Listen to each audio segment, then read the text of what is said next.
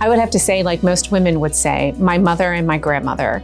Both of them are very important in my life. My late grandmother, who died at 97, led an amazing life. She worked incredibly hard. She was a state employee and a very active member of the union for the state employees. And she really taught me the importance of a very good work ethic. My mother also, who raised my sister and my brother and I all on her own, and I'm not sure how she did it, and how she did it in a way that we never felt like we were missing out on anything. She got us very involved in 4-H and after-school activities, and we all played sports, and for whatever reason I did ballet. But we had an amazing childhood, and my mother really raised us well, and I would have to say she was definitely a great inspiration. On the professional side, I had an amazing mentor. The first person who hired me in a PR-related sort of media relations job was an amazing woman named Liz Kalinowski, and she was just an incredible mentor and an incredible friend to me, and she taught me the importance of always being honest, always doing your best, and always feeling good about the product that you delivered for your employer. And she was a great mentor. She took me to a couple different state agencies. I worked with her at State Highway, I worked with her at MDOT, and then unfortunately she passed away at a very young age, but she was one of my greatest mentors in my professional life.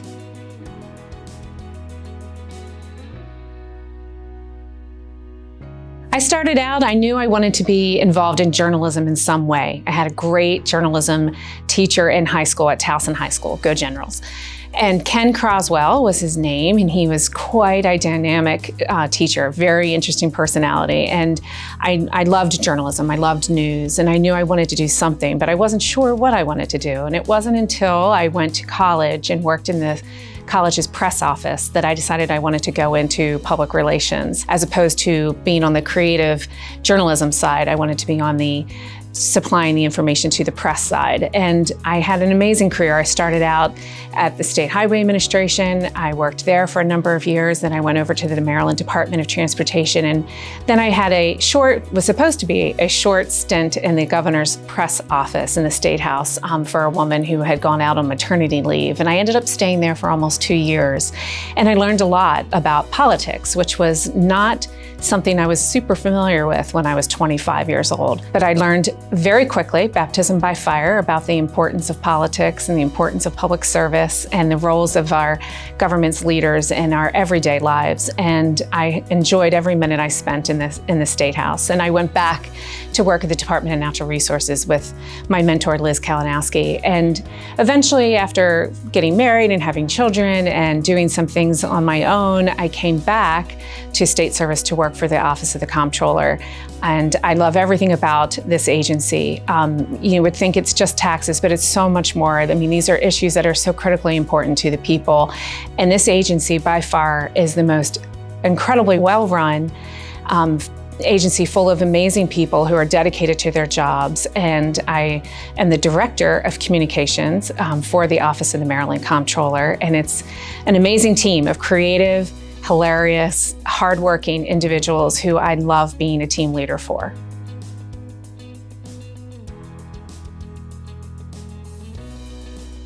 I think it's very important to show everyone who works here, men and women, the importance of the contributions made by women in leadership positions. I have an incredible team of directors that I work with on everyday issues. I think it's very important for people, not just women, but everyone, to see women in leadership positions who are taking measured, thoughtful approaches to solving challenges and solutions for the state's Office of the Comptroller.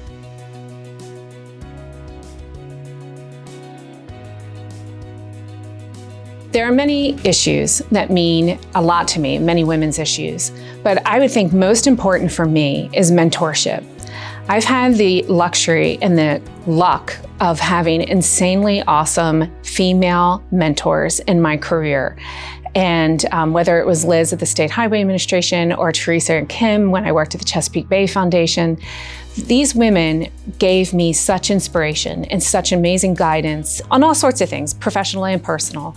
But I think mentorship is a really important element of women's lives and of women's professional and personal careers and how to balance it all.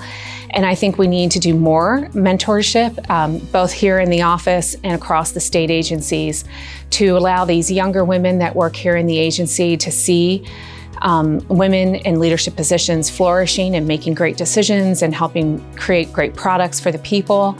And I believe mentorship is critical. It teaches you how to build relationships. It teaches you how not to burn bridges. It teaches you how to learn from their wisdom and guidance. I also feel it's important for women my age, I'm 50, to have mentors from women who are much younger than us. They are growing up in a world that's very different from the one I grew up in. They're seeing more advances for women in service. I think women who go into elected office serve as incredible mentors to younger women. I'd like to see more of that.